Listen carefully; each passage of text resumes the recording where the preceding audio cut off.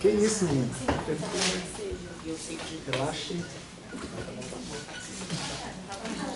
Vai!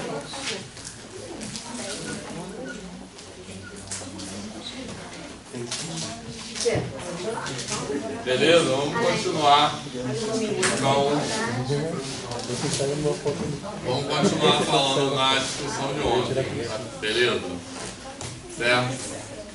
Então, hoje eu quero começar falando um exemplo que não deu tempo de falar ontem, que é da chamada regra dos sinais. Tá legal? Beleza? Então, demonstrar que em qualquer anel vale aquilo que a gente chama na educação básica de regra dos sinais. Beleza? Deixa eu ver. Isso tem no livro em algum lugar, deixa eu ver se eu acho. Tem como exercício. Deve estar nessa parte da marcada aí.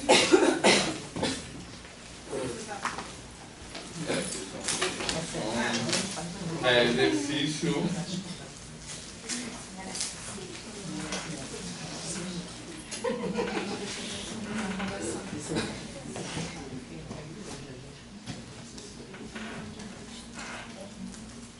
Tá, a gente pode fazer esse aqui também, ó, que está na página 54 e 55. Aí no livro está com 2.30 e 2.31, que é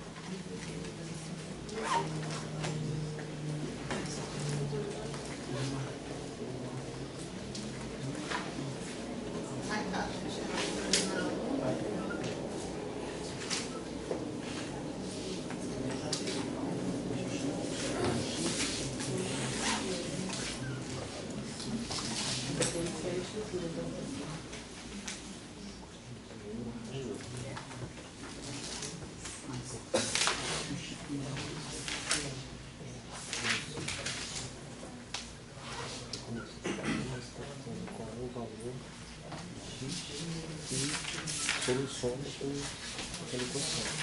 Então, tem dois valores particulares, um ou outro, assim, no caso 2, valores da mesma coisa.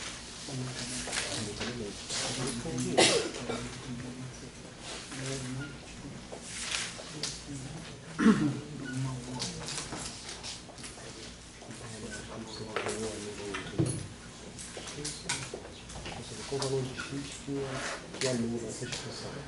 Esse valor ou esse valor.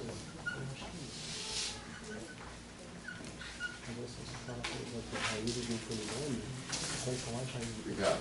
Então vamos fazer esses exercícios aí. Esse exercício tem algumas coisas interessantes para comentar. Esse aqui foi uma propriedade que a gente já usou ontem, né? Só que a gente não tinha demonstrado ainda, tá certo? E assim, acho que é só legal destacar o seguinte, que essa é também uma propriedade que a gente lida muito na educação básica, né, obviamente, que quando você multiplica zero por qualquer número, o resultado é zero, mas só nessa construção algébrica formal, isso não é só assim, legal para distinguir que isso não é a definição de zero, tá certo? A definição de zero, qual é a definição do zero?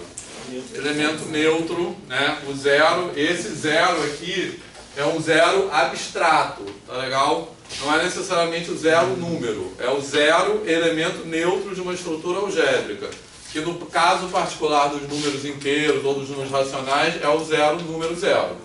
Mas no caso, por exemplo, do anel das matrizes, esse zero seria a matriz nula, certo? A matriz que é 0, 0, 0, 0, 0.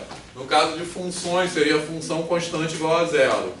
Tá? Então a definição, esse símbolo zero aqui, ele se refere ao zero definido como elemento neutro da operação de adição. Tá legal?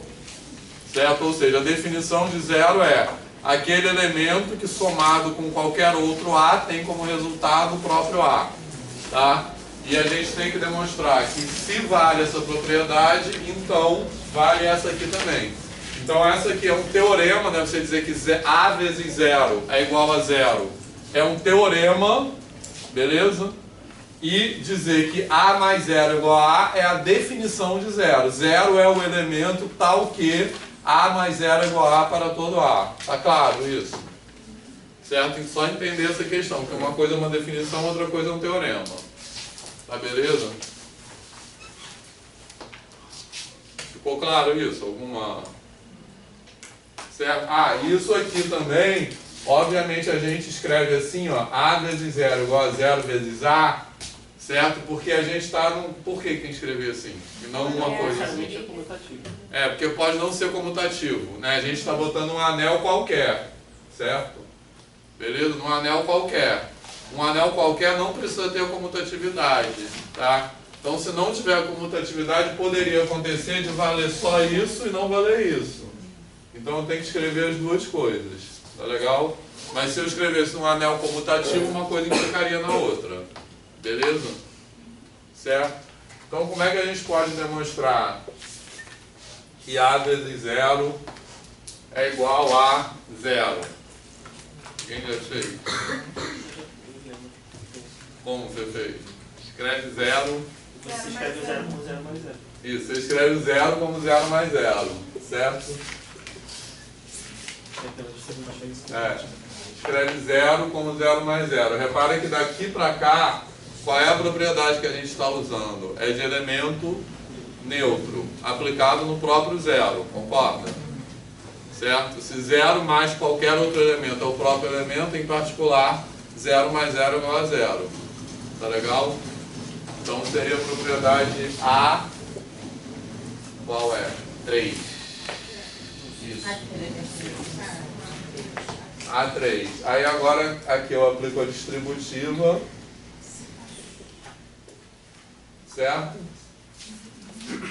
Beleza? E aí aplico o quê? Inverso. Fala. Isso. Exatamente, que é inverso da soma. Tranquilo? Beleza? Então isso vai implicar... Eu não sei quem é esse elemento A vezes zero, eu quero mostrar que ele é zero. Tá certo? Então isso vai... mas isso, ele é algum elemento do anel. Beleza? Porque a operação de multiplicação está definida no anel. Então, a multiplicação de qualquer elemento do anel é algum elemento do anel. Então, esse é algum cara. Aí tem a propriedade que diz que todo elemento do anel tem um inverso aditivo. Tá certo? Beleza? Então, eu vou, que é a propriedade A4. Isso. Certo. Então, eu vou ter que A0. Eu vou escrever de uma forma bem assim, detalhada, tá?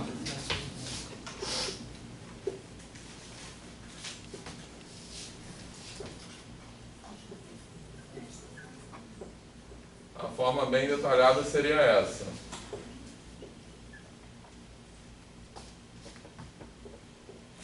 Beleza? Certo?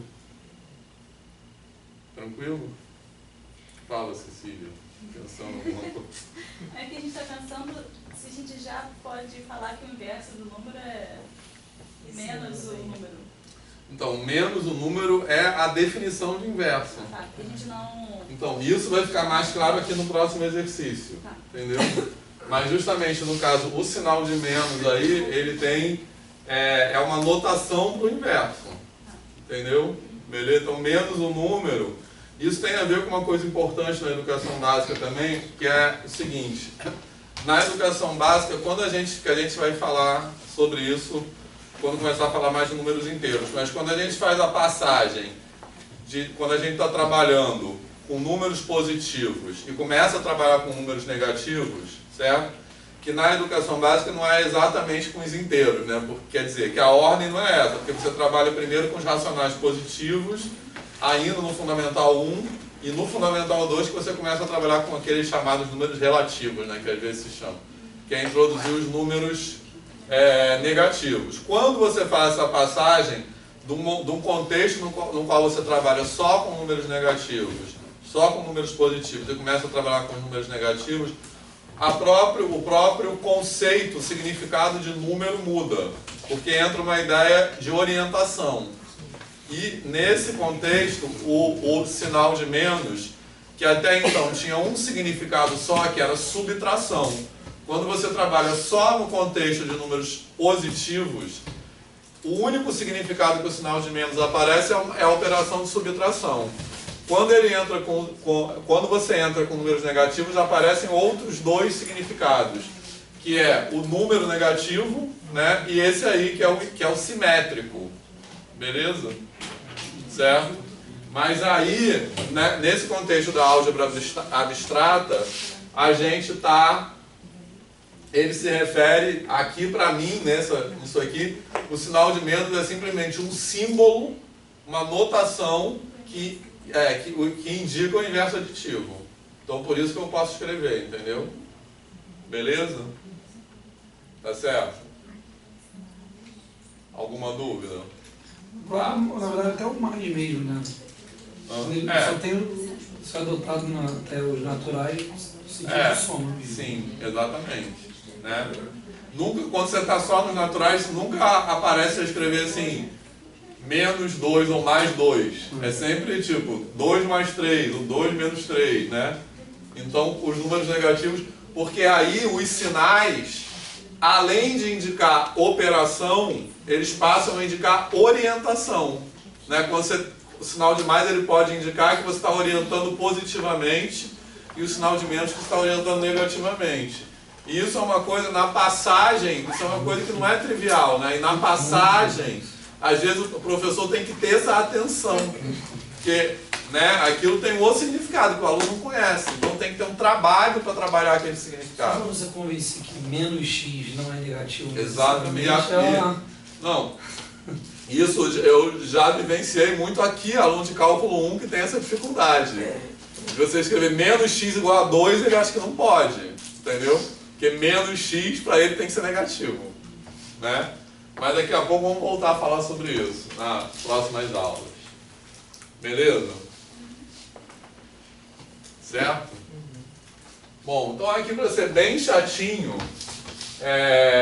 eu posso ainda fazer uma passagem desse lado aqui agora, eu posso escrever 0, tá certo? Usando a propriedade de elemento neutro, que é A3. Beleza? Mas a rigor, desse lado aqui tem uma passagem ainda intermediária, associativa, né?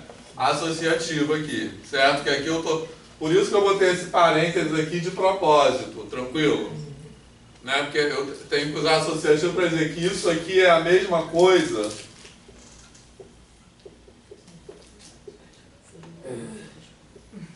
que isso aqui, entendeu? Certo? Então eu uso a associativa que é A1, não é isso? Beleza? Tranquilo? E aí finalmente, aí eu vou escrever aqui direto, agora usando novamente elemento neutro, que é A3, aí isso aqui igual, desculpa. Isso aqui, na verdade aqui eu vou usar A3 e A4, né? A3 e A4 para dizer que isso aqui é 0, certo? Beleza? E depois o elemento neutro para dizer que A0 mais 0 é igual a A vezes 0. Beleza? Entenderam o que eu falei? Sim, né? Eu uso inverso para dizer que isso aqui é 0 e depois neutro para dizer que isso aqui mais 0 é igual a isso aqui. Tá legal? Tranquilo? Então isso aí a gente não vai ficar usando, a gente não vai ficar usando um negócio tão detalhado, porque o nosso objetivo aqui é outro. Mas eu só dar um exemplo de como, só para destacar bem como aparece, onde aparece cada propriedade, tá legal? Beleza? E só uma observação quanto à associatividade, né, que eu quis fazer essa passagem aqui bem detalhada pelo seguinte. Quando a gente define formalmente, quando a gente define a operação de soma e a operação de multiplicação idem, a mesma coisa, quando a gente define a operação de soma, ela é uma operação binária. Então, a princípio, ela está definida só entre dois elementos. Tranquilo? Então, só pela definição, não faria sentido eu escrever isso aqui, ó. Por exemplo, 2 mais 3 mais 5. Isso não faz sentido. Só na definição, né, formalmente, isso aqui não existe. Na definição, só existe soma e multiplicação entre dois elementos. Tranquilo? Certo? O que nos permite usar essa notação de somar direto mais de dois elementos é a associatividade. Né? Porque a princípio eu somaria o quê? Eu somaria dois deles primeiro, aí eu tenho um resultado aqui, 5, aí somos 5 mais 5, vai dar outra coisa. Aí dá o resultado final. Beleza? Mas se não fosse a associatividade, poderia acontecer de essas duas coisas terem resultados diferentes, concorda? Se não valesse a associatividade. Então, nesse caso, não faria sentido escrever isso aqui. Tá legal? Porque se isso aqui pudesse ter dois resultados diferentes, quando eu escrevesse 2 mais 3 mais 5 assim, como é que eu ia saber aqui desses dois resultados isso aqui está se referindo? Entendeu? Beleza? Então, o que nos permite escrever isso aqui com produto a mesma coisa, 2 vezes 3 vezes 5, é a associatividade. Tá? Ficou claro isso? Sim? Tá. Posso apagar? Tá. Tiraram foto?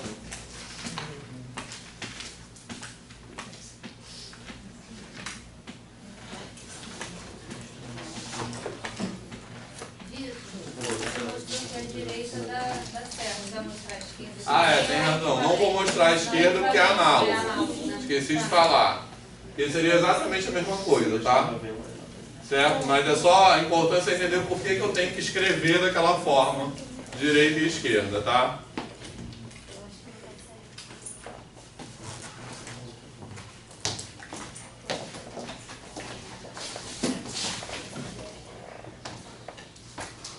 Tem que ligar o ar, né? Eu fico tentando. Não ficar no barulho, eu fico tentando evitar, mas está muito quente.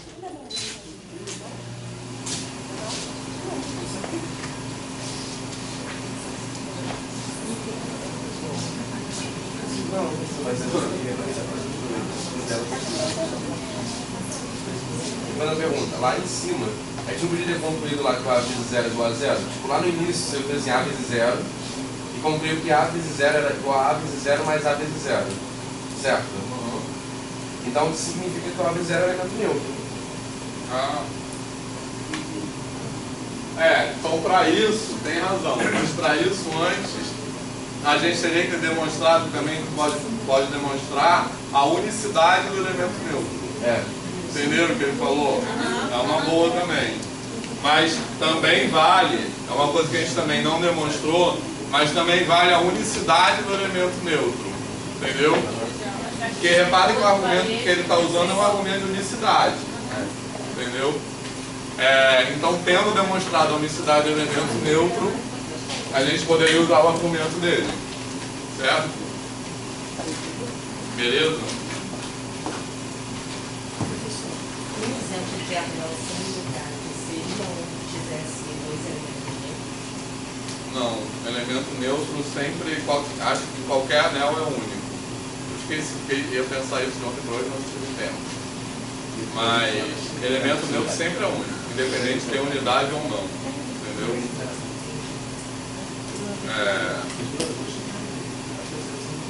Porque a demonstração da unicidade do elemento neutro, você vai ver que não depende da unidade, ela é relativamente simples. Posso apagar isso aqui? Certo?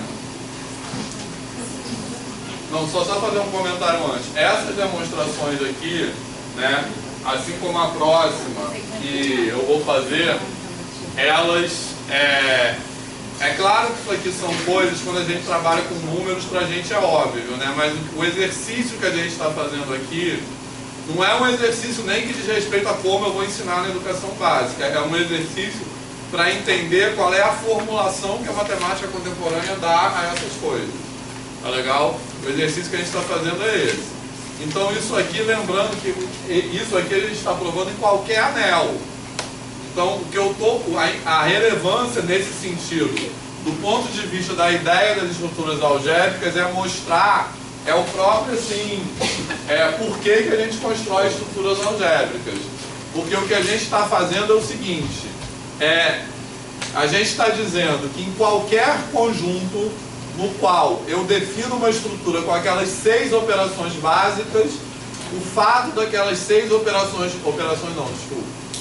propriedades, né? O fato daquelas 6 propriedades básicas valerem, certo?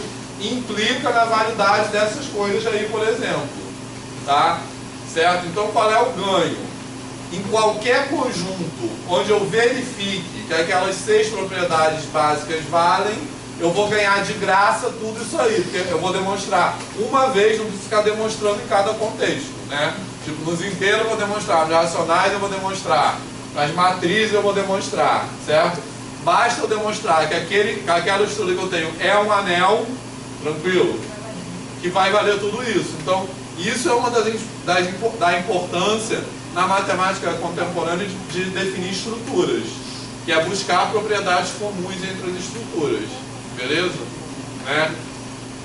Que, como eu falei ontem, é um exercício de abstração, porque a gente tem conjuntos cujos elementos têm naturezas muito diferentes, mas que têm uma estrutura algébrica comum, então tem comportamentos comuns, parecidos. Beleza? Certo? Tá claro essa ideia?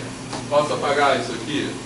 Então, só falando rapidamente, antes de passar para o exercício 2.31, da unicidade do elemento neutro. Oi. Alguém fotografou? Quê? Alguém fotografou? Eu copiei.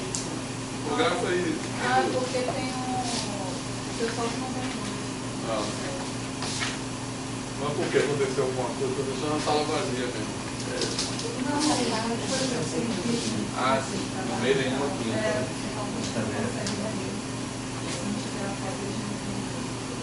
Depois eu posto. Obrigada.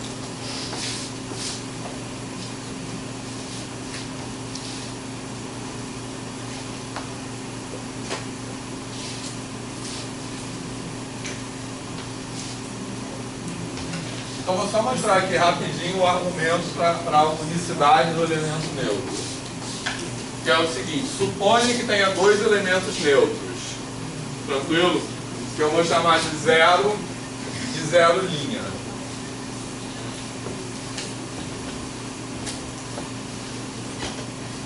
Certo? Beleza? Suponha que tenha 2 elementos neutros. Então eu estou chamando de 0 e 0 linha 2 elementos com a mesma propriedade. Que propriedade é essa?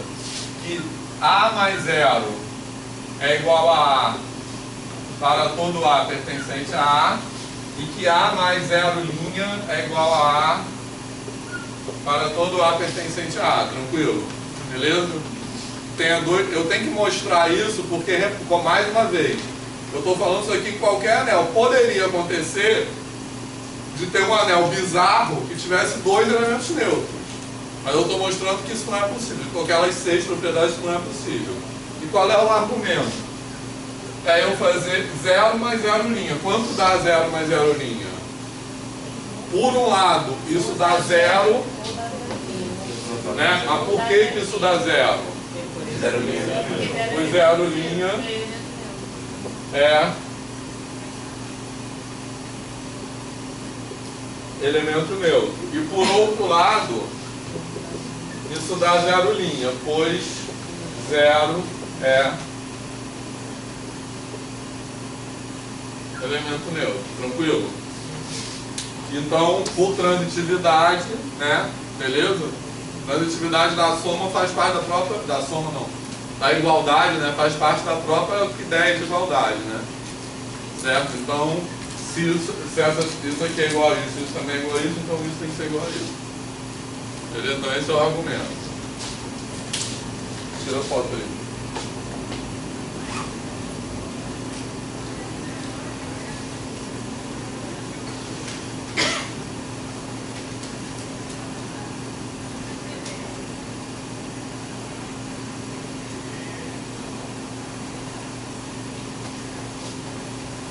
Beleza? Vai. Vamos fazer o outro lá, da chamada regra dos sinais. Esse outro aqui, da regra dos sinais, eu acho que, de novo, isso aqui, o objetivo dessa discussão não é a gente pensar que isso aí vai ditar a forma que a gente vai ensinar, mas isso também não quer dizer que isso não tenha relação com reflexões sobre o ensino na educação básica. Não vai ditar, a gente não vai imitar esse jeito para ensinar, mas isso aí leva a reflexões que são relevantes para o ensino. Uma delas é essa que eu vou falar agora. O que a gente vai mostrar aqui é que essa chamada regra dos sinais, ela vale em qualquer anel, tranquilo? Então, o que quer dizer isso? Ela é uma propriedade inerente à estrutura algébrica, certo? Ou seja, por consistência algébrica, sempre que eu quero ter aquelas 6 propriedades, automaticamente isso aí vai decorrer. Não tem como eu ter aquelas propriedades básicas algébricas e não valer a regra dos sinais. Não tem como. Tranquilo? Então eu acho que isso nos diz uma coisa que é importante, que é o seguinte: esse negócio de menos com menos é mais não é uma coisa arbitrária, porque muitas vezes é ensinado assim, né? Não sei se já tem essa experiência. Tem professores que dizem que isso é uma convenção. Entendeu? Beleza? Ou aquelas coisas abomináveis que eu acho que é o amigo do amigo, né? Certo? Que são os macetes. Essa coisa do amigo eu tenho até uma história que se eu contar vai ter que contar o vídeo depois. Conta. Vai ser coloca, ó.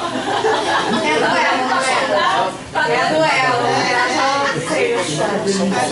Não, sei que existe uma história. Enfim, depois eu conto. É que eu acho. A gente está envolvido da câmera. Não, depois no final eu conto. Tá. Olha só.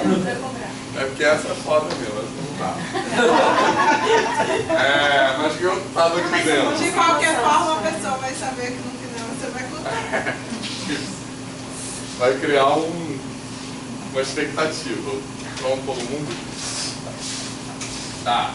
Então, olha só. Mas isso aqui, como eu estava dizendo, isso aqui nos mostra que isso não é uma convenção. Por exemplo, o que é uma convenção? Uma convenção é você adotar que o sentido positivo da reta para a direita ou para a esquerda. Poderia desenhar inclinado para cima, para baixo, tudo funcionaria da mesma forma. Certo? Então você desenhar o sentido da reta de um jeito é uma convenção. Por quê? Porque daria certo de outra forma. Beleza? Isso aqui não é uma convenção, porque é a única forma possível de dar certo. Ou seja, é uma característica inerente da estrutura. E eu acho que alguns professores, por preguiça, ou sei lá por que motivo, por não estar nem aí, ou por não saber mesmo, falam que isso é uma convenção, ou mandam decorar, ou dão um macete, entendeu?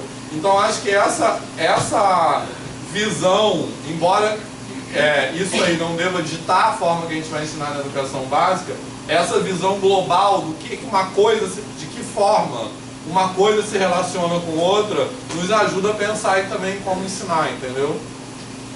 Certo? Entenderam o que eu quero dizer? Beleza? Então como é que é a demonstração disso? Esse negócio de amigo do amigo eu acho horrível, porque além de errado, né, assim, não é isso, é uma coisa preconceituosa, né? É uma coisa assim, você panelinha. Tem... Hã? Panelinha. É uma coisa que fomenta uma coisa que não deveria ser fomentada na educação básica, que é isso, entendeu? Quer dizer, se isso fosse verdade, eu teria que agora passar a ser amigo do Gilmar Mendes, por exemplo, né? Não é esse o caso, né? E além de ser macete, e de que não é isso, né? A gente pode usar a ideia de reflexão, né? Que é uma ideia que tem a ver com simetria, né? Pode apagar, né? Isso aqui.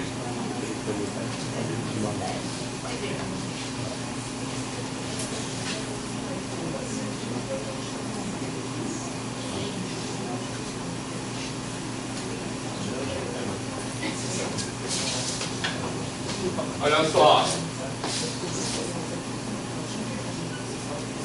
Uma demonstração disso aí é assim. O item A, ele vem da própria definição de inverso aditivo, tá? Que é aquilo que eu estava falando para a Cecília. O sinal de menos, nesse contexto aqui nosso, o sinal de menos é uma notação que indica e entender isso vai ser importante em todos esses três itens, tá? Sinal de menos para mim aqui é uma notação que indica o inverso aditivo. Beleza? Não é uma operação, não é nada disso. Ele é uma notação, porque como eu falei, isso aqui pode nem ser números, tá? Então menos alguma coisa é uma notação que indica o inverso aditivo dessa coisa. Tá legal? Fala. Legal que sair porque na hora de você ensinar para eles às vezes colocam até o sinal depois do número. Se fosse, às vezes pega essa distinção aqui que é o sinal do número, do que é a operação. Exatamente. Ele e os alunos, você diz, né? Os alunos. Vamos fazendo isso, o sinal para indicar que é do número que é a esquerda dele. Só colocando a direita dele. Pois é. Não, tem várias questões aí que são depois. Deixa eu ver que horas são. Tá, não vai dar tempo hoje, mas na próxima aula que a gente vai começar a falar de números inteiros, tem várias questões assim sobre como a gente ensina as operações que eu quero falar em mais detalhes. Né? Tipo assim, como a gente pode ensinar isso aqui, que aí eu acho que tem uma ideia de reflexão que pode ser trabalhada, que é importante. E o significado do sinal de menos também. Mas vamos deixar isso para quando falar de inteiros, porque senão não vai dar tempo hoje. Beleza? Mas tem várias coisas que são importantes, porque realmente, quando você começa a trabalhar com números negativos, como eu falei, a própria concepção de número muda. Por quê? Porque até então, quando a gente está com números positivos, a gente pode ter uma associação de número à quantidade, ou número à grandeza, número à medida. Mas quando está números negativos, isso passa a ser uma grandeza com orientação. Por quê? Porque se a gente pensa em número como quantidade ou como grandeza, o zero representa a ausência de quantidade. Então, como pode ter alguma coisa menor que a ausência de quantidade? Né? Então, isso, para a gente introduzir os números negativos, a gente passa a entender número como uma quantidade munida de uma orientação. Beleza? Então isso implica em várias mudanças de concepções, do sinal de menos, do próprio zero, né? da operação de adição, da operação de multiplicação. Né? Por exemplo, a operação de adição, até então, ela é uma coisa que sempre aumenta. Quando você coloca os números negativos, você pode somar e obter um resultado menor. Né? Então, essa passagem, quando a gente introduz números negativos, é uma passagem delicada na escola. E que muitas vezes o professor faz isso como se fosse só uma notação, né? E não se dá conta de todas essas mudanças de significados. Então, quer dizer, tem um monte de coisa para falar sobre isso, que a gente vai falar aqui, tá? Beleza? E na história da matemática foi assim também, né? Vocês sabem, não sei se vocês sabem, que os números negativos, eles só foram aceitos como números junto com números complexos. Sabiam disso?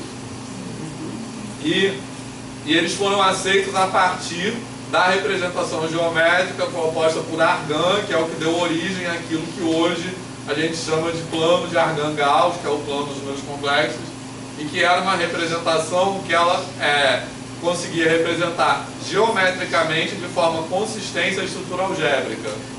Deu um significado geométrico para isso aqui.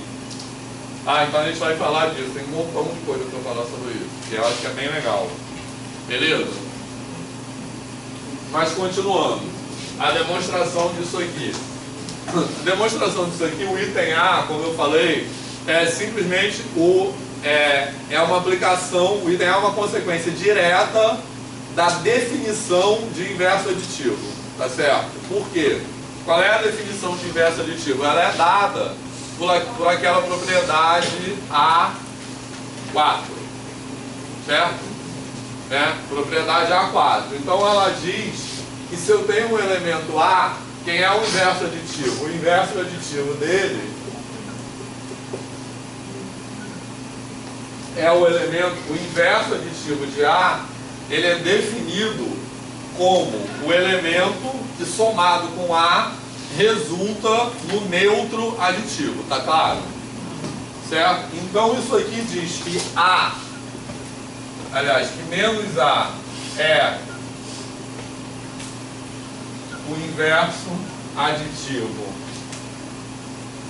de A, concorda? Mas isso aqui também diz que A, e aí tem a questão de unicidade também, que a gente demonstraria da mesma forma que a outra, tá? Que A é o inverso aditivo de menos A, concorda? Beleza? Então, se A é o inverso aditivo de menos A, o que é o inverso aditivo de menos A? É menos A. Né? Porque esse menos é uma notação que poderia ser outra coisa. Eu poderia, em vez de usar menos A, representar A barra ou A linha. Entendeu? Certo? Mas de qualquer maneira, isso aqui é a notação que a gente está usando para o inverso aditivo. Então, logo, menos A é igual a A. Beleza?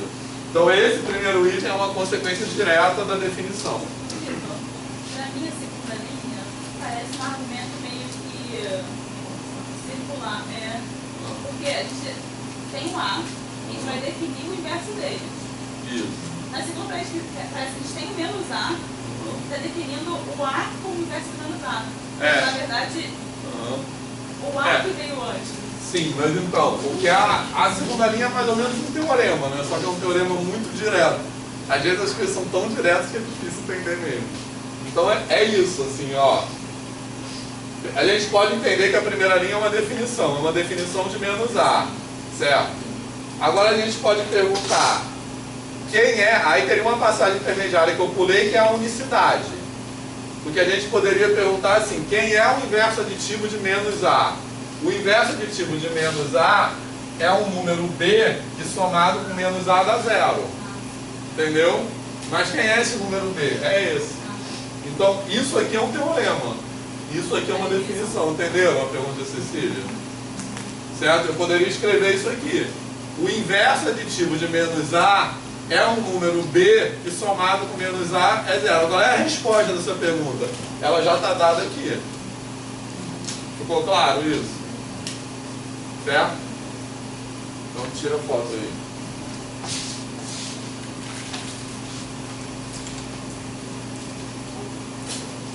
Pedro, enquanto você estava falando do inteiro, da adição, das operações de tá? Eu tive a impressão que a gente estava falando, como se a gente estivesse falando de vetores, todos com a mesma direção. Faz sentido? Vetores do quê? Todos com a mesma direção, só o sentido do outro? Sim, faz sentido. Isso, exatamente. E quando você coloca números negativos, começa a ter um sentido que muda. Isso. Sim, é isso mesmo. Né?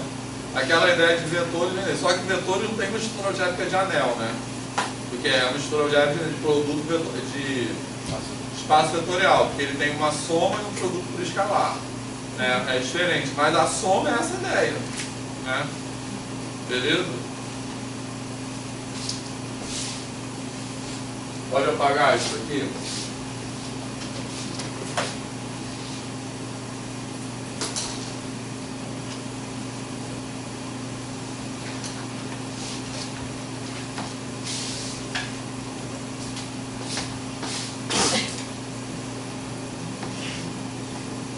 Então, item B.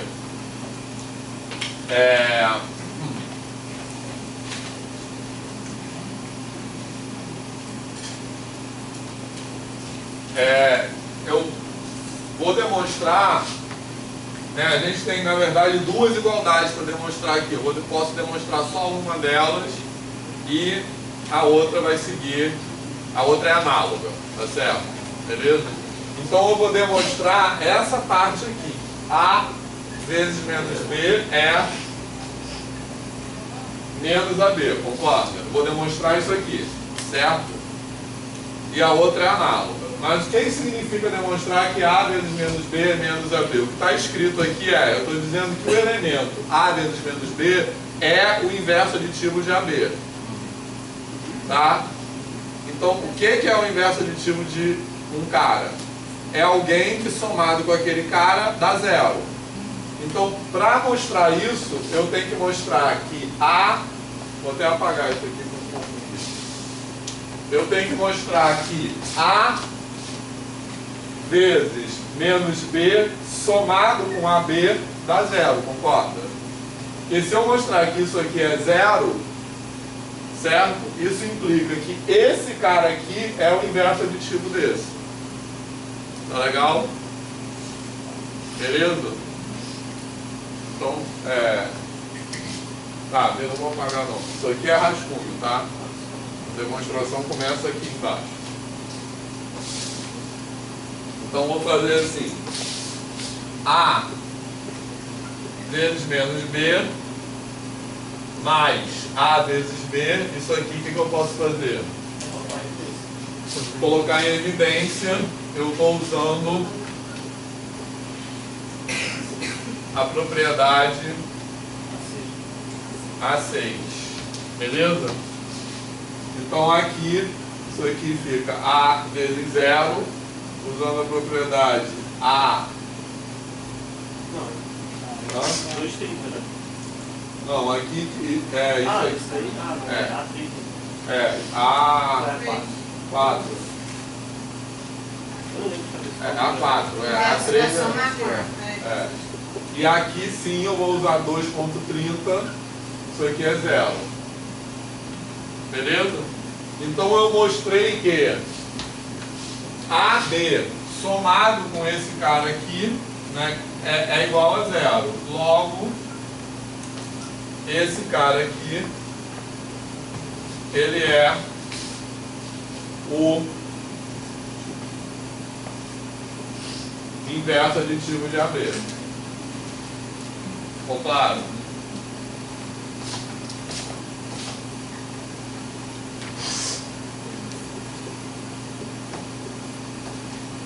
Beleza?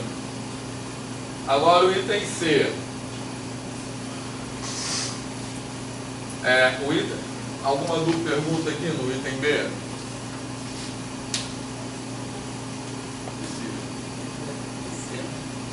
Aí nesse outro a gente usou a unicidade do inverso.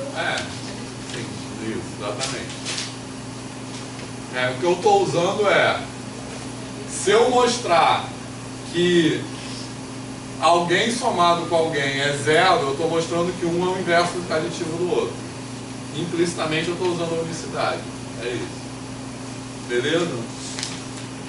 Certo? Agora, esse aqui, item C, decorre dos itens anteriores. Tranquilo? Por quê? Porque primeiro eu vou usar, menos A vezes menos B. Eu posso usar o item B daqui para cá primeiro, não tanto faz, tá? Daqui para cá, certo? Dizendo que menos alguém vezes um outro alguém dá menos o produto dos dois. Então isso aqui seria menos A vezes menos B, concorda? Isso eu usei essa passagem daqui para cá, colocando menos B no lugar do B aqui. Certo? Aí depois eu posso usar de novo o item B, aqui dentro do parênteses eu vou ter, isso aqui vai ficar menos AB, e pelo item A isso aí é igual a AB. Certo? Beleza?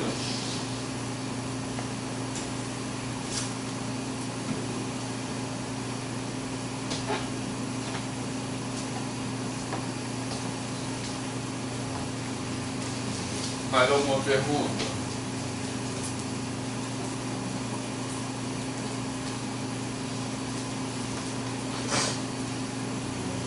Certo? Pode apagar tudo.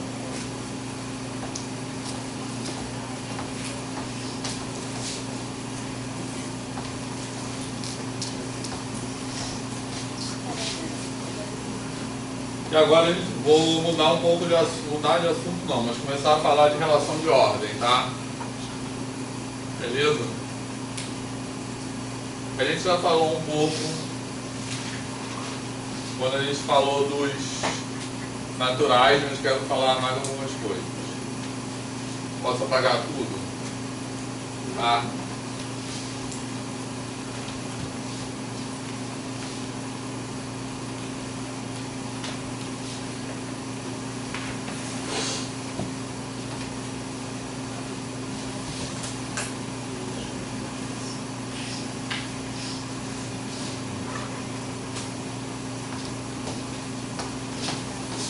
Olha só,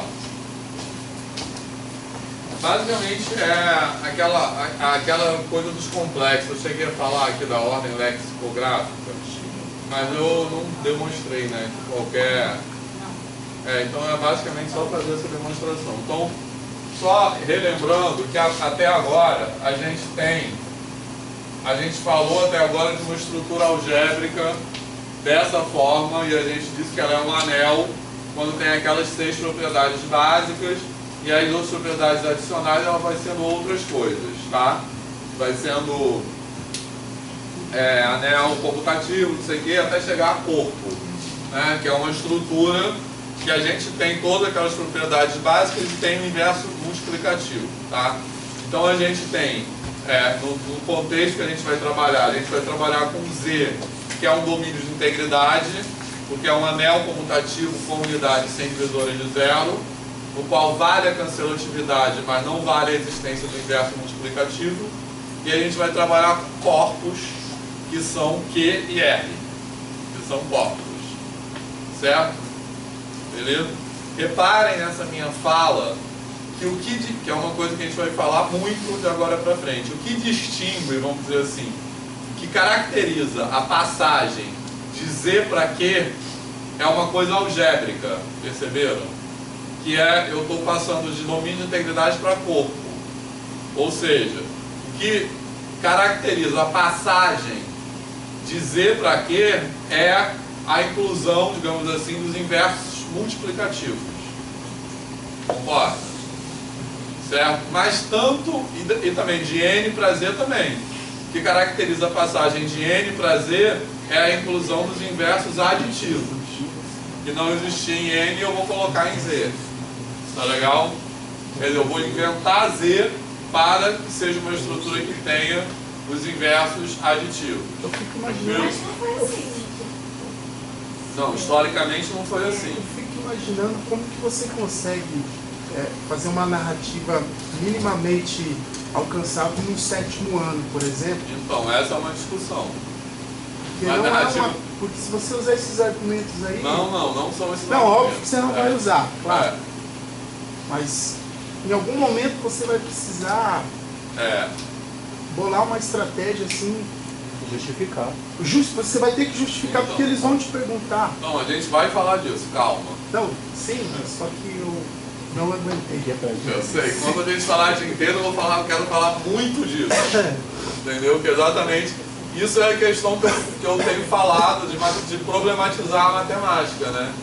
Certo? Que é você, em vez de simplesmente jogar as coisas, você criar necessidade para as coisas. Digamos assim, certo? Mas por enquanto eu estou pensando só chamando a atenção do ponto de vista da estrutura da matemática contemporânea mesmo, tá? Nessa estrutura a gente repara, nisso que eu estou falando, eu vou repetir muito isso, tá? Mas é só um preâmbulo. Quando eu dou uma disciplina eu gosto de falar a mesma coisa várias vezes, não sei se vocês perceberam isso. Mas é que eu acho bom, assim, que aí você fala e pensa de novo naquilo, mas enfim. Quando a gente passa de N para Z, é uma passagem na estrutura da matemática contemporânea, tá? E aí a gente vai pensar como isso se coloca no ensino, tá? Mas de N para Z é uma passagem algébrica. Por que é algébrica? Porque ela tem a ver com as operações. Tá? Passagem de Z para Q também é uma passagem algébrica. A gente está passando de domínios de integridade para corpo. A passagem de Q para R não é uma passagem algébrica, certo? Porque a gente está... A estrutura, se a gente olhar do ponto de vista puramente algébrico, Q e R têm a mesma estrutura, porque ambos são corpos, têm as mesmas, ambos têm as mesmas propriedades algébricas. Então, o que diferencia Q em R é a propriedade de completude. Ou seja, é uma propriedade que ela é topológica, ela não é mais algébrica. Ela diz respeito à distância entre as coisas, né? A gente vai tapar buracos, né? Quando a gente passa de Q para R. Então essa é a grande, isso tem a ver com a grande dificuldade de a gente ensinar números irracionais na escola. Porque a gente não chega nos irracionais algebricamente, né? Enfim, mas vamos falar mais sobre isso. Aqui, continuando, eu quero falar sobre ordem, né? Então, oi. Claro. Quando a gente está falando de adição de piano, você disse que já era usado, mas que criar aquela estrutura com o mínimo possível para corresponder às necessidades da época. Isso. Quando essas estruturas foram montadas, também seguia a mesma ideia? A anel era o mínimo para você conseguir ter também. a e aí... Só que tem uma coisa também, isso que você falou é certo. Mas tem uma coisa a mais, né? Porque axiomas de Peano foi pensado especificamente para N. E anel também é o mínimo, mas é um mínimo comum entre várias coisas diferentes. Entendeu? Então tem uma ideia do mínimo e tem uma ideia de você generalizar, de você identificar, que é uma outra ideia, que é você identificar uma estrutura comum em conjuntos diferentes, entendeu? Beleza? Então agora aqui eu vou acrescentar uma nova, eu vou acrescentar na estrutura algébrica uma nova coisa que é a relação de ordem, tá? Então eu vou falar, por exemplo, de anel ordenado ou de corpo ordenado, tá legal? Certo? E a gente vai chegar no famoso corpo ordenado completo, tá? Então, relembrando que a gente já falou, uma relação de ordem ela é definida por 3 propriedades básicas, que eu vou chamar de O1, O2, O3, que são a propriedade reflexiva, antissimétrica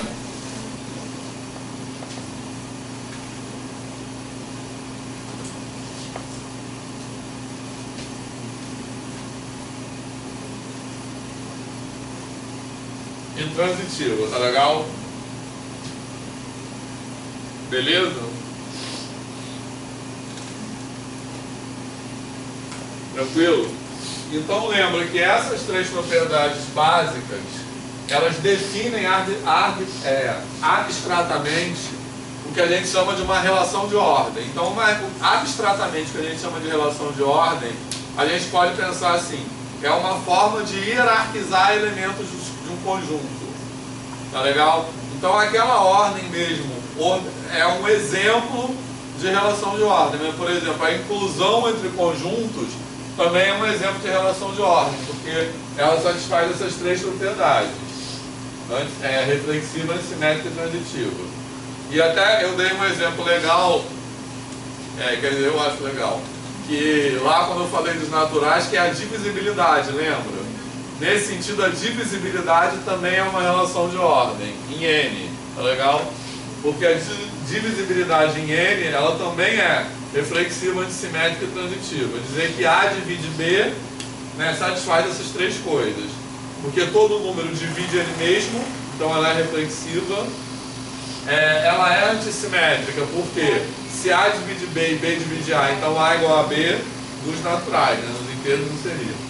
E ela é transitiva, porque se A divide B e B divide C, então A divide C. Então, a divisibilidade é uma maneira, é uma relação de ordem que ela também é uma maneira de hierarquizar eu vou colocar uma hierarquia quando um é divisor do outro. Então ela é também uma ordenação.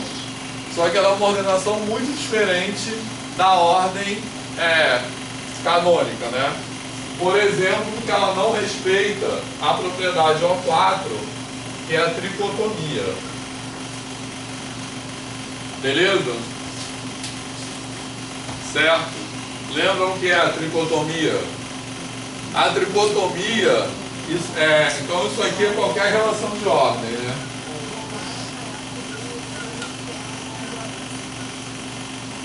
Certo? Isso aqui é qualquer relação de ordem.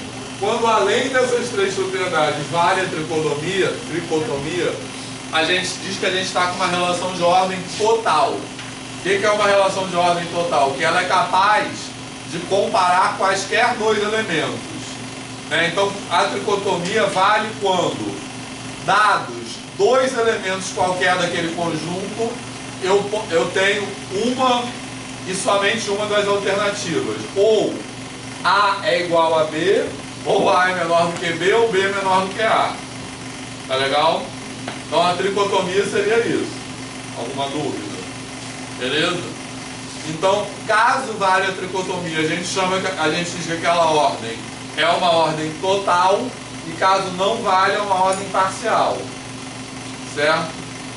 Beleza? Então, a relação de ordem normal que a gente tem nos conjuntos numéricos, ela é uma ordem total, concorda? Certo? Porque dados dois elementos de Z, por exemplo, eu tenho três opções, né? Ou uma menor do que o outro, eles são iguais, ou o outro é menor do que o 1. Tá? Na divisibilidade, em R também, né? Todos os conjuntos numéricos, né, que tem relação de ordem vale isso aí. Essa divisibilidade seria uma relação de ordem, porém não seria uma ordem total, seria uma ordem parcial. Certo? Porque dados dois elementos,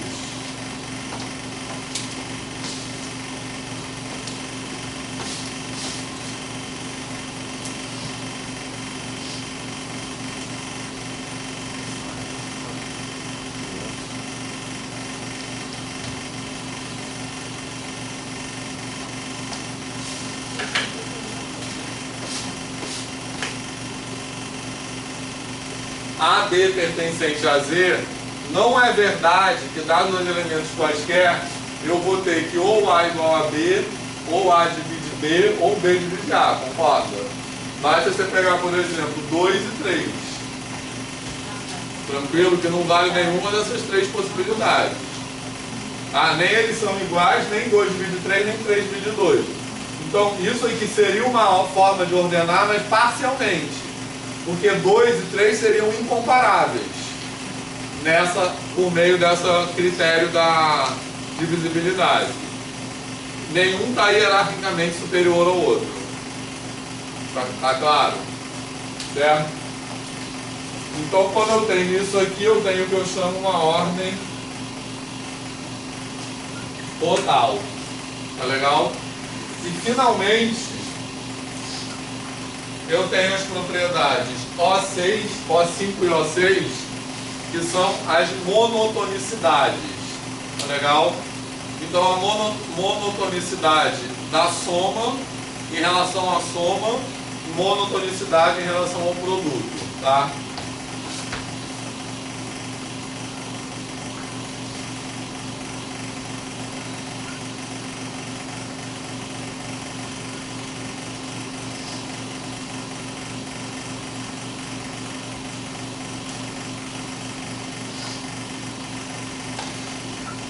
Certo?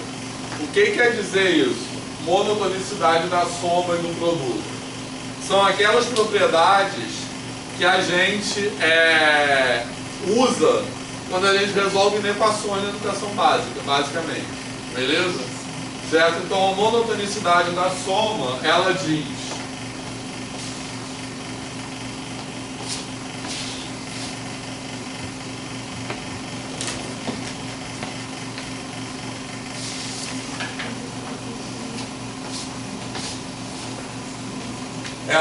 que se eu tenho A menor ou igual a B, certo? E eu pego um outro elemento C, Então eu vou ter A mais C menor ou igual que B mais C. Né? E a do produto diz A menor ou igual a B e C maior do que 0. Então A vezes C menor ou igual a B vezes C. Tá legal? Beleza? Tranquilo? Então, o que eu vou chamar de um anel ordenado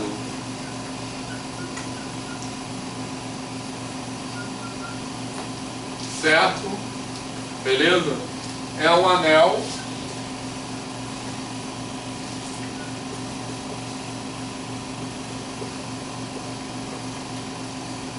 é quando eu tenho um anel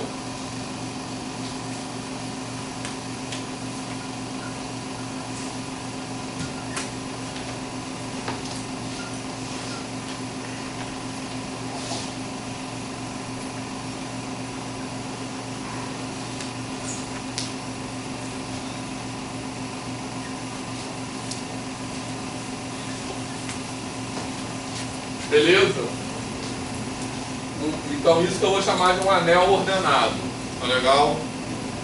Da mesma, analogamente, corpo ordenado é um corpo munido de uma ordem para a qual vale o 1 até o 6. Tá tranquilo? Certo? Então, reparem que eu tenho que dizer o 1 até o 6, porque se eu falasse apenas até aqui, ó, apenas essa primeira linha, um anel munido de uma ordem, eu poderia estar querendo dizer que vale só de O1 até o 4, ou de O1 até o 3, entendeu? Certo?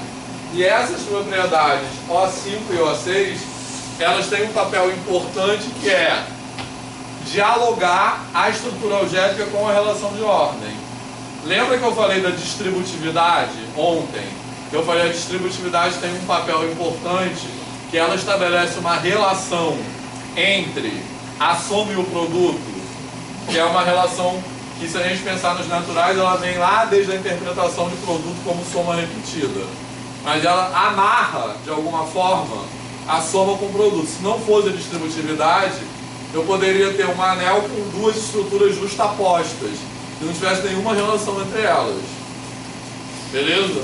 Aqui a mesma coisa. A O5 e O6 tem esse papel de amarrar a estrutura algébrica com a estrutura de ordem. Porque as 4 primeiras propriedades, preste atenção, que elas não falam nada das operações. Elas só falam da relação de ordem separadamente. Certo? Beleza? E essa O5 e O6, ela fala da relação de ordem, certo? Ou seja, de uma relação entre a relação de ordem e as operações. Tá legal? Certo? Então, quando eu escrevo um anel ordenado, não é simplesmente um anel no qual eu defini uma ordem. É um anel no qual eu defini uma ordem e essa ordem tem uma relação com as operações, que é essa relação aqui. Tá claro isso? Beleza? Certo? E aí o exemplo que eu acho bacana para dar mais materialidade a isso é o exemplo dos números complexos. Tá? Posso apagar tudo.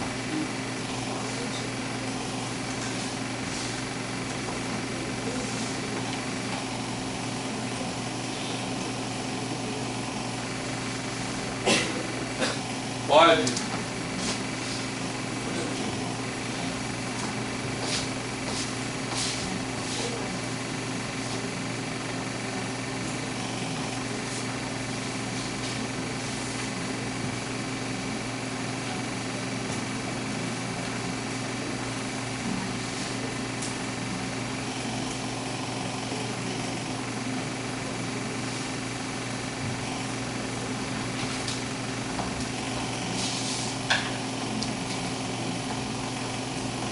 Então,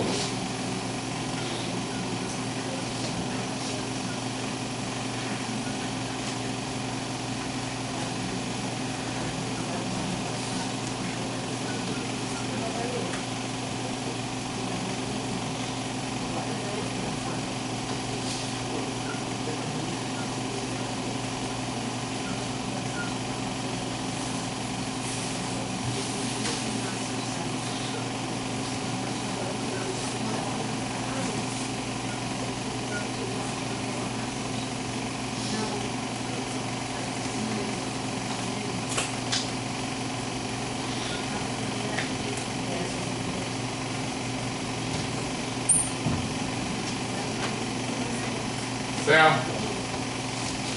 Então, eu estou definindo dessa maneira o que eu estou chamando de ordem lexicográfica. E a gente, então seria para ilustrar o seguinte, a gente... Fala. Não, está perguntando porque faz tempo que eu não trabalho com ensino médio, eu não lembrava disso, não estava cuidando Não, não define isso no ensino médio não, mas a gente ouve falar que os complexos não podem ser ordenados, né? Certo? Não sei, nem se ensina mais número complexo no ensino médio. Não tem, não? Isso. Na base não tem, né? Mas enfim, mas não estou nem falando do ensino médio, mas mesmo na formação do professor na graduação, a gente ouve falar que os complexos não podem ser ordenados, concorda? Beleza? Agora, em que sentido, o que eu quero dizer aqui é em que sentido os complexos não podem ser ordenados? Tá legal? E o que eu vou dizer, que eu vou mostrar para vocês, dando um pouco de spoiler, é que eles não podem ser ordenados como corpo. Mas como conjunto podem. Então, esse caso aqui é que eu chamei de ordem lexicográfica, é uma ordem definida nos complexos, tá legal? Eu estou usando esse símbolozinho aqui diferente só para distinguir essa ordem, porque aqui eu estou falando da ordem dos reais mesmo, tá? Então estou usando outro símbolo só para distinguir, tá? Mas essa ordem lexicográfica sobre a qual, se eu não me engano, eu já falei rapidamente quando a gente falou de naturais. O que quer dizer a palavra lexicográfica? O que é léxico? Palavra, né? Então, lexicográfica é a ordem do dicionário, na verdade. Então, seria eu ordenar um número complexo, né? Ordenar os números complexos como eu ordeno palavras no dicionário. Eu poderia ordenar assim vetores do RN, por exemplo, também, entendeu? Que basicamente eu olho para a primeira coordenada, certo? E aí, se a primeira coordenada for menor, eu ponho na frente. Se elas forem iguais, eu olho para a segunda coordenada. Aí eu ponho na frente quem for menor. Tá? Poderia no R3 fazer a mesma coisa, no RN fazer a mesma coisa. Tá tranquilo? Certo? Tá? Então, posso apagar aqui? Então, exercício. Esse exercício tem no livro.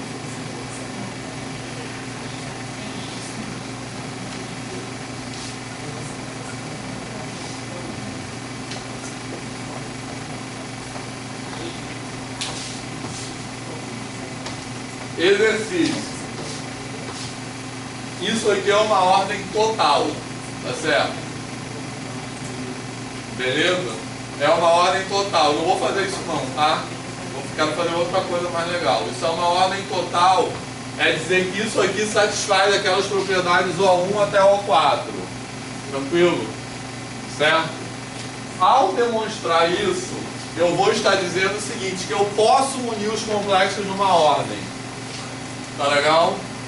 Certo? O problema que eu vou mostrar a vocês é que eu não posso munir os complexos de uma ordem que dialogue com as operações. Então, eu vou mostrar que isso aí vale O1 até O4, mas não vale, na verdade, o que fura o O6 nessa ordem, eu vou mostrar que fura o O6. Tá legal? Beleza? Então, a estrutura algébrica dos complexos, eu posso chegar e colocar uma ordem ali, beleza? Mas eu não posso colocar uma ordem que se relacione com a estrutura algébrica. E o que eu vou mostrar de forma mais geral é que a estrutura, a natureza da estrutura algébrica dos complexos é incompatível com a definição de uma ordem. Uma ordem relacionada com ela. Uma ordem na qual vale O5 e O6. Beleza? Tá? Então, isso aí que eu vou deixar como exercício, porque isso aí é chatinho, e é só a aplicação da definição. Mas repara que o fato disso aqui ser uma ordem total não é intuitivo. Porque olha só, alguém fala aí dois números complexos, quaisquer. 2 mais 3i, outro. 7 o quê? 7 menos 2i. Então nessa definição aí, quem é maior? Beleza? Tá? Se eu botar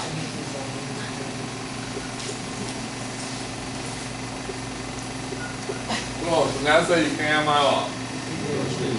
Esse. Concorda? Porque eu olhei a parte real é igual, eu passo a parte imaginária. Aí foi maior quem for maior, tranquilo? Então, concorda que é intuitivo que eu consigo comparar qualquer número complexo com qualquer número complexo? Agora o outro exercício, esse é para fazer agora, é que não vale O6. Eu queria que vocês tentassem pensar um pouco. Então é dar um exemplo, certo? De um número,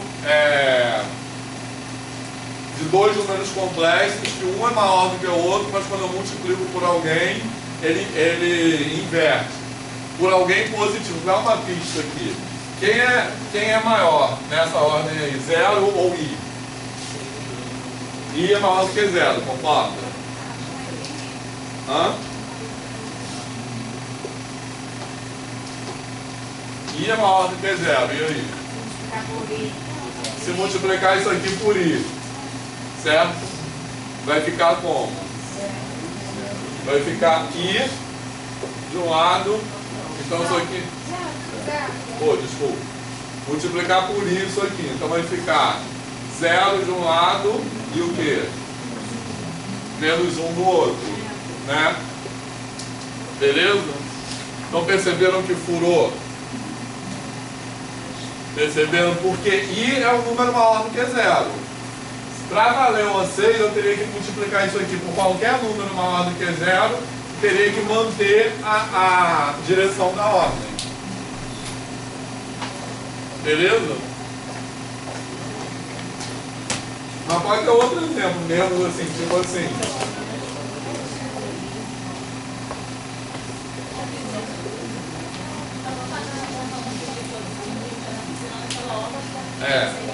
Sim, porque é tudo em relação àquela ordem. Então, I é positivo em relação àquela ordem. Entendeu?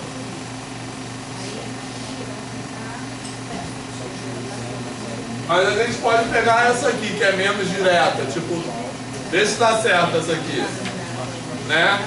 2i, segunda ordem lexicográfica, 2i é menor que 3i. Mas se eu multiplicar isso aqui por i, vai ficar menos 2 e menos 3, né?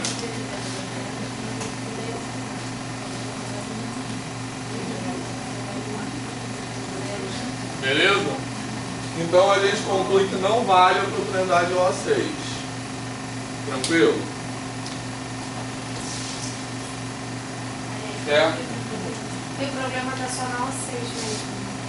Hã? A O5 não. A O5 eu acho que vale. O problema é na O6 mesmo. Hã? A soma é monótono. Multiplicação que não é.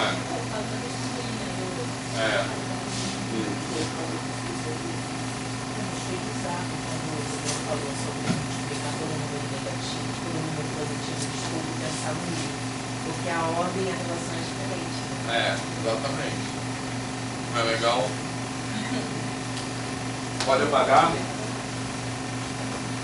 Pode. Então agora eu quero mostrar uma coisa mais geral do que isso. Porque na verdade o que eu tenho um exercício aí no livro que vai ter isso que eu vou falar.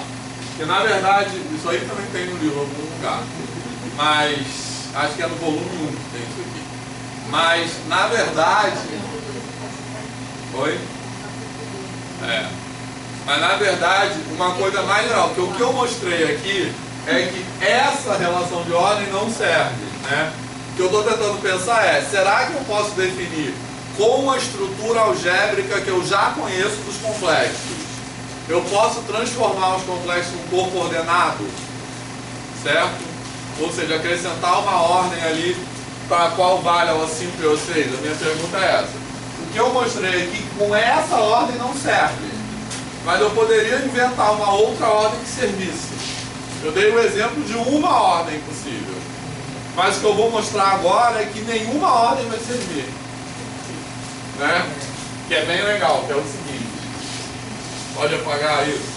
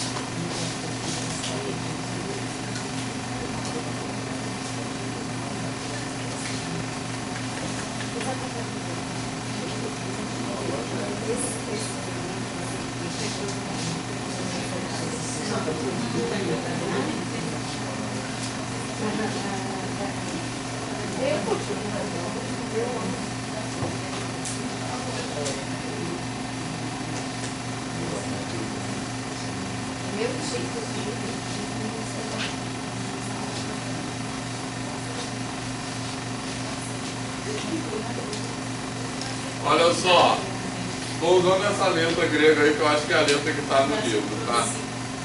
Não, essa é zeta. É, zeta, que se é assim, ó.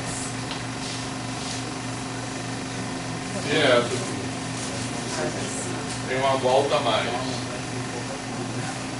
Certo? Essa, uma vez um amigo meu falou que o que mede quantos anos um cara tem de matemática é a rapidez que ele desenha de si. Mas essa letra aqui é de si, essa é zero. Certo?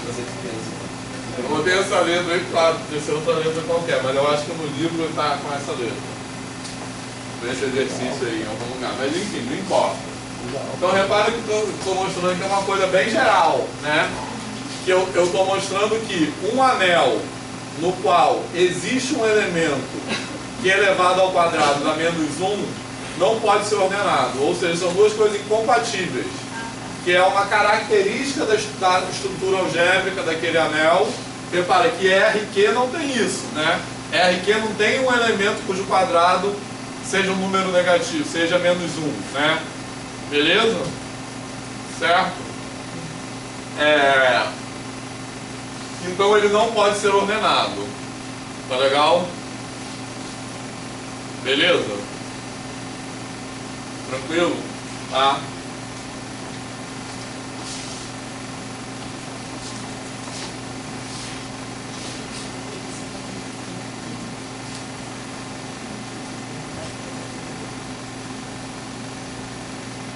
Pode apagar isso aqui?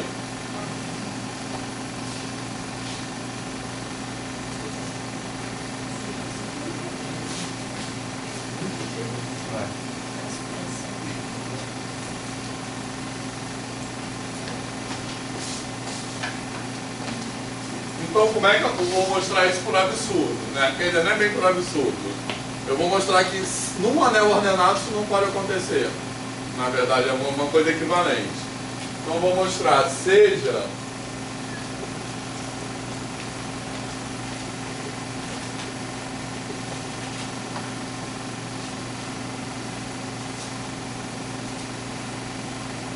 um anel ordenado. Então ao falar isso, eu já estou dizendo que valem aquelas propriedades de O1 até O6, tá beleza? Certo? Tranquilo?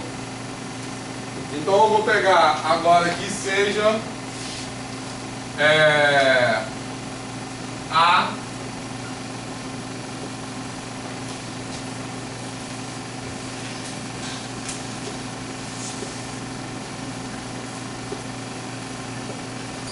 um elemento qualquer. Tá tranquilo? Certo? Então, se valem as propriedades de O1 até O6, em particular vale a tricotomia. Beleza? Certo? Então, eu tenho que ou A é maior do que 0, ou A é menor do que 0. Tá legal?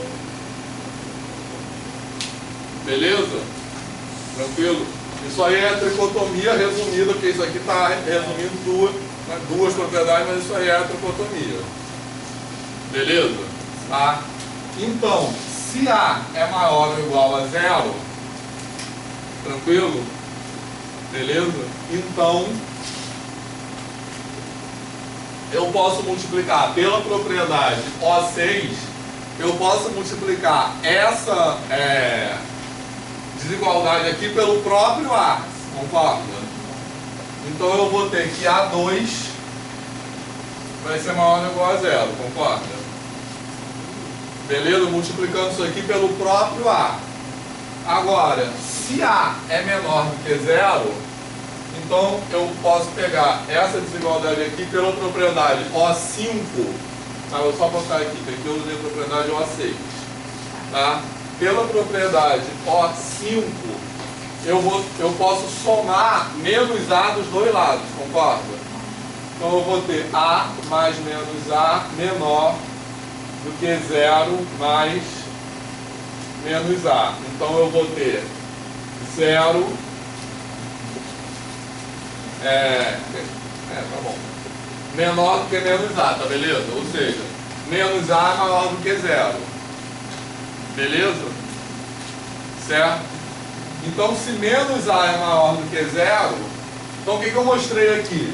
Que num anel ordenado sempre vai valer o seguinte, que se o número é maior do que 0, o seu simétrico é menor do que 0. Num anel ordenado sempre vale isso. Então agora eu posso usar isso para multiplicar essa desigualdade aqui. Tá legal? Certo? Então posso multiplicar essa desigualdade pelo menos A. Tá legal? Porque o menos A é maior do que 0. Então eu vou ter A vezes menos A menor do que 0. Tá legal? Aí pela regra dos sinais que eu já sei, isso aqui vai ficar menos A2. Tá legal? Certo? Eu só não defini, teria que ter definido a notação A2, né?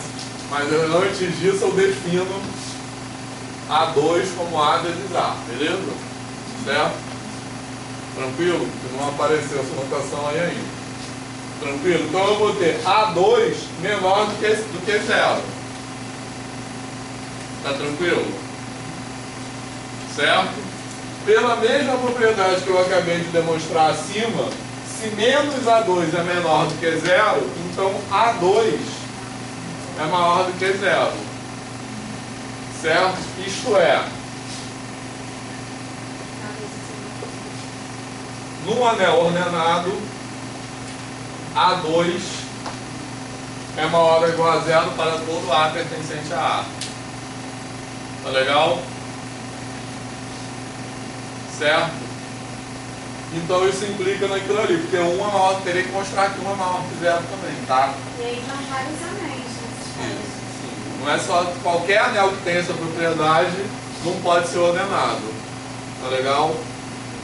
Certo? Ou seja, eu estou mostrando que num anel ordenado, pela própria natureza da monotonicidade, né? Repara que eu usei aqui, o que eu usei nessa argumentação foi a monotonicidade, basicamente. Então, a natureza da monotonicidade implica, certo? Que todo quadrado de qualquer elemento é maior ou igual a 0. Então, se eu tenho um anel no qual eu tenho alguém ao quadrado que dá um número que seria menor do que 0, ele não, no fundo não pode ser ordenado. Tranquilo? Porque se ele fosse, repara, que o argumento é assim, suponha que ele seja ordenado. Se ele fosse ordenado, menos 1 teria que ser menor do que 0. certo? Porque 1 tem que ser maior do que 0. Isso é uma demonstração também. Pode fazer agora, mas não precisa, certo? Então aqui o argumento é: suponha que esse anel aqui seja ordenado. Então menos 1 seria menor do que 0. Então isso daria um absurdo. Que eu teria um cara ao quadrado igual a um cara menor do que 0. Ficou claro isso? Alguma dúvida? Beleza? Certo? Tá, então o que eu mostrei aí é que essa característica da estrutura algébrica, ela é incompatível com ser ordenado. Tá legal? Tranquilo? Tá? Essa reflexão, ela é importante para o que a gente vai falar já nas próximas aulas, que a gente vai falar assim, da passagem de um conjunto numérico para o outro, certo? Beleza? Então, nessa passagem de um conjunto numérico para o outro, isso que eu vou falar agora é muito importante para as próximas aulas. Nessa passagem de um conjunto numérico para outro, a gente quer acrescentar propriedades. Mas ao acrescentar propriedades, eu vou perdendo outras, certo? Porque tem propriedades pela consistência algébrica, né, que são incompatíveis. Tranquilo? Beleza? Então, por exemplo, quando eu passo de Z para Q, beleza? Eu acrescento, quer dizer, eu ganho uma coisa que é a densidade. O que é a densidade? Entre dois números racionais tem outro número racional. Mas ao ganhar a densidade, eu perco o princípio da boa ordem, que é o seguinte: pode existir um conjunto limitado superiormente que não tem máximo. Beleza? Uma coisa é incompatível com a outra. Tá? Da mesma forma que quando eu passo de R para C, beleza? O que eu quero? Na verdade, o que eu quero fazer? Né? Da mesma maneira que quando eu passo de Q para R, o que eu quero fazer? Eu quero dividir. Basicamente é isso. Tá? Para dividir, eu quero acrescentar, eu quero ter inversos multiplicativos que me permitem dividir, tá claro? Quando eu passo, dividir como operação, né? Certo? Quando eu passo de R para C, o que eu quero? Eu quero ser capaz de achar a raiz de qualquer polinômio. É isso, basicamente, né? Que C me permite fazer e R não permite, certo? Mas para ser capaz de fazer isso, eu tenho que pagar um preço que eu não posso mais ordenar. Se eu quero ter uma estrutura que a gente chama, né, de uma estrutura algebricamente completa, né, a gente fala que C é um completamento algébrico de R, né, certo? Quer dizer, se eu quero ter uma estrutura na qual eu vou ser capaz de resolver qualquer equação polinomial, qualquer equação polinomial tem uma solução, certo? O preço que eu tenho que pagar por isso não posso mais ordenar. As duas coisas ao mesmo tempo eu não posso ter. Beleza? Ficou claro isso? Não é legal? Então, eu acho legal. Calma, ele não tá bom não. Falta aqui no... Tá. Uma história de manhã. Vai, vou contar a história, gente.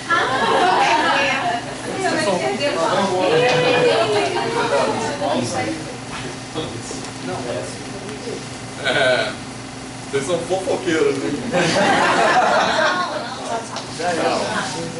Mas antes da história, eu quero falar de uma coisa ainda. Cola aqui no grupo depois. Tá. Colocando no grupo depois, só não pode colocar no grupo, qualquer coisa eu desminto, eu falo que é mentira. Você falando, eu falando é computação gráfica. Só não pode gravar, o quê? Então, se apareceu alguma imagem sua, veio computação gráfica. Exatamente, isso. Vou falar que é fake. Tipo assim, o Moro não fala isso? Posso falar também. Beleza?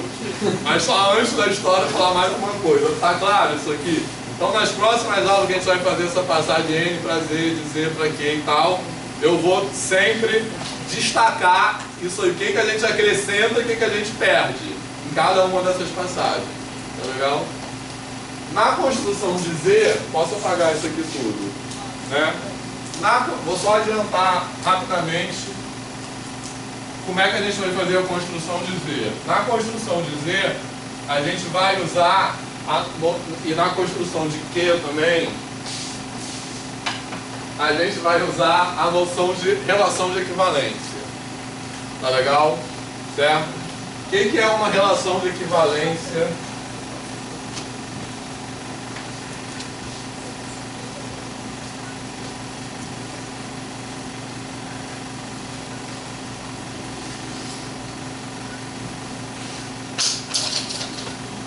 Em um conjunto A, né? Uma relação de equivalência é uma relação que ela tem que ser reflexiva. Então, o que é reflexiva? É que todo elemento está relacionado com ele mesmo. Tá legal? Ela tem que ser simétrica.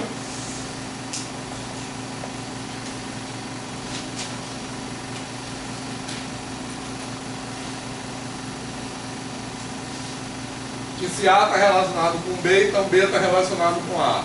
Tá legal? É o contrário de antissimétrico. E ela tem que ser transitiva.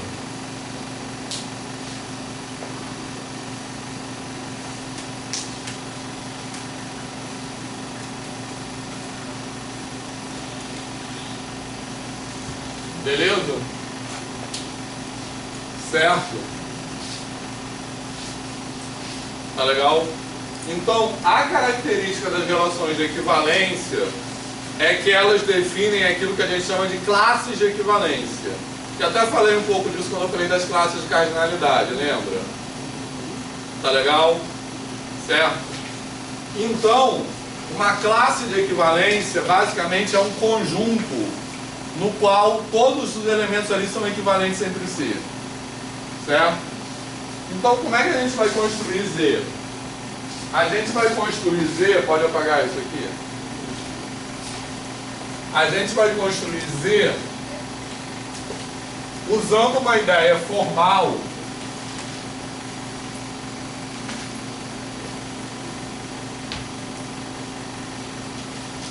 que é muito muito inspirada, eu acho, no argumento que a gente usa na escola. Por quê? O que a gente pode fazer em Z que a gente não pode fazer em N? Subtrair, basicamente, concorda? Eu quero subtrair ilimitadamente, tá certo? É isso que eu quero ser capaz de fazer em Z, tranquilo? Então eu quero, basicamente, eu estou em N, sempre eu vou pensar assim, tá? Eu tenho um conjunto numérico anterior completamente definido e quero inventar um novo tipo de número, né? Então, de N para Z, eu quero inventar um novo tipo de número, que é o número inteiro, né? Beleza? Então, o que eu vou fazer? Eu vou pensar num número inteiro, né? Essa construção, ela inventa, né? Ela conceitua um número inteiro como um resultado de uma subtração. A gente pode pensar assim, que é uma coisa que eu não posso fazer em N, mas eu vou querer fazer em Z. Então eu vou pensar no número inteiro como resultado de uma subtração, beleza? Então, por exemplo, essa subtração aqui é uma subtração que eu não posso fazer em N, que ela não tem resultado em N. Tranquilo? Certo? Então eu vou inventar um novo número, né, um novo objeto, que eu vou inventar ele para que ele seja resultado dessa subtração. Tá legal? Certo? Qual é o nome do objeto que eu vou inventar? Essa aí foi sem graça. Peraí. Vou botar essa aqui, 2 menos 5. Qual é o nome do objeto que eu vou inventar? Menos 3. Mas em vez de ser menos... O que é menos 3? Em vez de ser menos 3, poderia ser estrelinha. Tipo assim, eu vou inventar um objeto que eu poderia, de agora em diante eu decretei que estrelinha é o resultado dessa subtração. Beleza? Qual é o problema de fazer isso? De inventar um número, um símbolo qualquer? Porque eu quero que o resultado dessa subtração, 5 menos 3, seja o mesmo resultado dessa subtração aqui, 4 menos 7, concorda? Beleza? Então, se eu chamar essa subtração de estrelinha, essa subtração de quadradinho, não vai dar certo. O que eu quero dizer não vai dar certo? Não vai ser consistente algebricamente. Entendeu? Beleza? Certo? Eu quero que isso aqui seja o mesmo elemento. E não só isso aqui. Quantas subtrações tem que vão ter o mesmo resultado? Infinitas. Tem infinitas subtrações que vão ter o mesmo resultado. Então eu quero pensar na subtração 2 menos 5, certo? Como sendo uma subtração equivalente à subtração 4 menos 7. Tá legal? Ou seja, no fundo, o que eu quero escrever é isso aqui. Beleza? Certo? Só que durante a construção eu não posso escrever isso. Hã? Você queria definir essa subtração. Eu quero definir essa subtração. Se eu estou escrevendo que isso aqui é igual a isso, eu estou igualando duas coisas que não existem. Eu estou igualando duas coisas que são exatamente as coisas que eu quero construir. Concorda? Certo? Porque, repara que por enquanto, o meu universo é N. Tá legal? Então eu só posso somar, não posso subtrair. Tá? Então como é que eu escrevo uma coisa equivalente a isso, certo? Só com a coisa que eu posso fazer em N. Somar. O que é uma coisa equivalente a isso, mas que só aparece em termos de soma? 2 mais 7 é igual a 5. Isso. 2 mais 7 é igual a 5 mais 4. Certo? Então, o que eu vou fazer? Eu vou pegar, olha só, AB e CD, dois pares de números naturais. Tá legal? Certo? Dois pares de números naturais, assim como eu peguei aqui, ó, o 2 e o 5, e o 4 e o 7. Tá legal? Certo? Dois pares de números naturais. Eu vou pensar esses pares de números naturais como termos de uma subtração. Tá? Que tem um nome isso aí que eu não sei. Como é o nome? Isso. Qual deles é o minuendo? Primeiro. Então, é minuendo subtraindo. Então eu vou pensar nesses pares, e repara que são pares ordenados, né? Porque eu vou pensar o primeiro deles como sendo minuendo e o segundo como sendo subtraindo. Concorda? E eu vou dizer, então quando eu escrevo esse par, repara, esse par ele representa uma subtração. Eu vou dizer que essa subtração vai ser equivalente a essa, isso é um símbolo arbitrário, tá? Beleza? Certo? C A mais D é igual a B mais C. Entendeu? Beleza? E aí, o que vai ser um número inteiro? Um número inteiro vai ser a classe, vai ser uma classe de equivalência. Então, como é que o número menos 2 vai nascer? O número menos 2 vai nascer como a classe de equivalência do par 2, 5. Que eu posso... menos 3. Do par 2, 5. Que a anotação que eu estou usando aí em cima no livro, acho que é uma barra em cima. Então, o que é o número 2, 5 barra? Certo? Esse número 2, 5 barra, ele se refere ao conjunto dos pares AB. Esse par AB mora em que conjunto? Não. Naturais. N ao quadrado, né? Porque é um par, né? Então N vezes N, né? Tais que